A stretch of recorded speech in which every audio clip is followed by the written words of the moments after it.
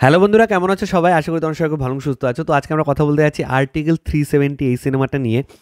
তো এটা বিদ্যুৎ জামালের ক্র্যাক সিনেমার সাথে রিলিজ করেছে। তো আজকে দেখলাম যে বক্স অফিস কালেকশনে নাকি বিদ্যুৎ জামালের সিনেমাকে পেছনে ফেলে দিয়েছে এই আর্টিকেল 370। তো সিনেমাটা এক কথায় কেমন হলো?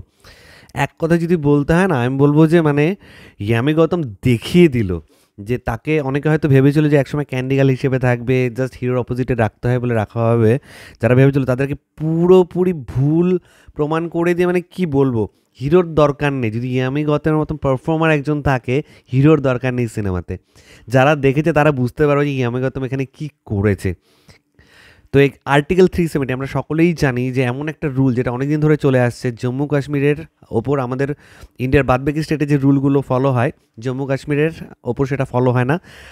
আমরা ম্যাক্সিমাম রুলের ক্ষেত্রে দেখি যে সমস্ত জায়গায় ফলো হবে এক্সেপ্ট জম্মু আর কাশ্মীর। আমিও যখন পড়াই আমাদের ক্লাসে, তখন ম্যাক্সিমাম রুলস অ্যান্ড রেগুলেশনের মধ্যে লেখা থাকে যে এই রুলসগুলো সমস্ত স্টেটের জন্য প্রযোজ্য এক্সেপ্ট জম্মু অ্যান্ড কাশ্মীর। কারণ আর্টিকেল 370 বলে যে তাদের নিজস্ব কনস্টিটিউশন আছে, তাদের নিজস্ব কিছু রুলস অ্যান্ড রেগুলেশন আছে, এবং এই কারণে কিন্তু তাদের এখানে প্রচুর সমস্যা টমস্যা হচ্ছিল। তো ফাইনালি তো সেটা রিভোক হয়ে যায়, অ্যাবলিশ করে দেওয়া হয় থ্রু আমাদের present PM Narendra Modi sir. এবং তারপর থেকে সেখানে এখন একটু শান্তিপূর্ণ অবস্থা আর কি চলে এসছে। নইলে ইন্ডিয়া পাকিস্তান চায়না তোমরা সকলেই জানো, সেই ব্যাপারে আমি আর কথা বলতে যাচ্ছি না। চলে আসছি সরাসরি সিনেমার ব্যাপারে কথা বলতে। সিনেমাটা যে টোনে শুরু হলো না, প্রথম ফার্স্টটা পুরো রকেটের মতন এরকম পিক আপ নিল, দেন স্লোলি গিয়ে সুন্দর একটা ফিনিশিং দিল।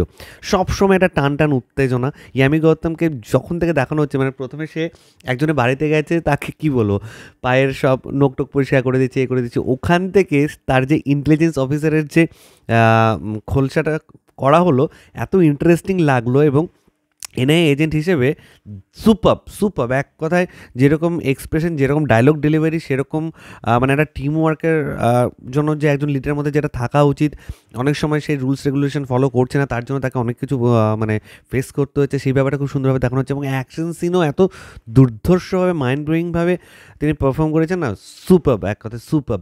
আমি ছিটকে গেছি কি আমি গৌতমের পারফরমেন্স দেখে। এবং তার পাশাপাশি পিএমওর রোল তিনি করেছেন এখানে। ম্যাক্সিমাম সময় তিনি চুপচাপই আমরা দেখতে পাচ্ছি, অত বেশি ডায়লগ নেই, কিন্তু তার এক্সপ্রেশন, চোখ, এমনভাবে সে কথা বলছে, দারুণ। এবং সাপোর্টিং রোলে অনেকে ছিল।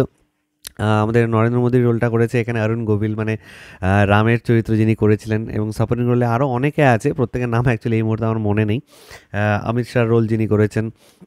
তো এরকম মানে যে কাস্টিংটা আছে না, এই ধরনের সিনেমাতে এই ধরনের কাস্টিংয়ের দরকার, যারা অভিনয়টাকে মানে কি বলবো, একদম মানে গুলে খেয়ে নেয় আর কি। এবং এখানে যে একটা সিরিয়াস টোন রাখার ব্যাপারটা, সেটা তারা প্রত্যেকটা স্ক্রিনে, এখানে তো কমেডি করলে চলবে না, এই ধরনের জিনিসগুলোতে একদম প্রপার ওয়েতে, যে একজন পলিটিশিয়ান হোক বা একজন টেররিস্ট হোক, তাকে যে সিরিয়াস টোনটা সিনেমার ধরে রাখার ব্যাপারটা, সেটা কিন্তু বডি ল্যাঙ্গুয়েজ থেকে শুরু করে ডায়লগ ডেলিভারিতে প্রত্যেকে, ছোটো বড়ো প্রত্যেক অভিনেতা এখানে খুব সুন্দরভাবে করেছে।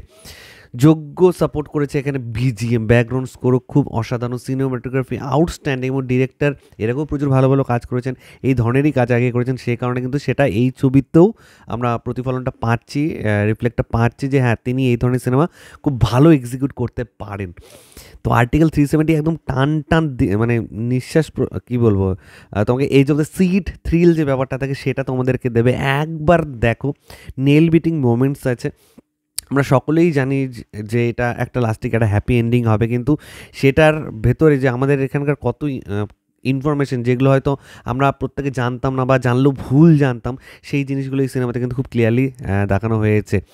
তো আর্টিকেল 370 আমার দারুণ লেগেছে। আউট অফ 5 স্টার আমি এই সিনেমাটাকে 4 স্টার দিচ্ছি। তোমরা যারা দেখেছো নিচে কমেন্ট সেকশনে জানাও তোমাদের কার কেমন লেগেছে। যারা দেখোনি তারা প্লিজ একবার দেখো, তারপরে এই ভিডিওর নিচে কমেন্ট সেকশনে এসে কমেন্ট করে যে ভালো লাগলো না খারাপ লাগলো।